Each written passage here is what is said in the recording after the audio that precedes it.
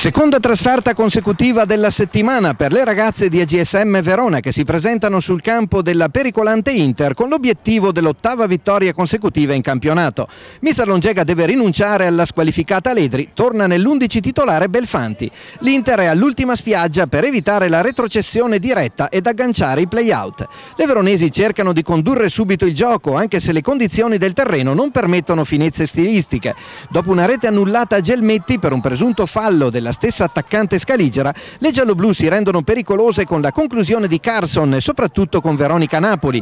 Palla deviata che danza sulla linea ma non ne vuole sapere di entrare. Ancora Martina Gelmetti chiama Cartelli all'intervento in due tempi. La punta tascabile del Verona va via in slalom nell'area interista, ma la sua conclusione viene deviata in angolo. Ci prova anche Maria Carson, che chiama all'intervento Cartelli, numero 1 interista, che non può nulla sulla conclusione di Veronica Napoli, che riceve l'assist di Capitan Gabbiadini e insacca l'1-0. Subito dopo le gialloblu potrebbero raddoppiare, ma Gabbiadini si fa respingere la conclusione, mentre la ribattuta a rete di Gelmetti viene deviata in angolo, numero 9 che si mangia letteralmente un gol a portiere battuto.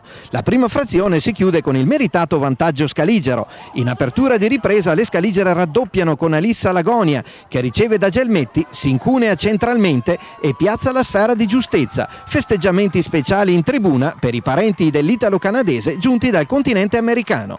Il tris giallo-blu è servito 2 minuti più tardi, gran lavoro di Gabbiadini che supera 3 avversarie e apre per Toselli, la numero 7 veronese, controlla e spedisce nel 7. La nuova entrata Carlotta Baldo al 28esimo dal limite fa partire una gran conclusione, piazzando il pallone sotto la traversa per la quaterna giallo-blu all'Inter. AGSM Verona incamera l'8ª vittoria consecutiva, spingendo l'Inter verso la Serie B. Per proseguire la serie di trasferte, mercoledì le gialloblu voleranno in Sardegna per affrontare le campionesse d'Italia in carica della Torres.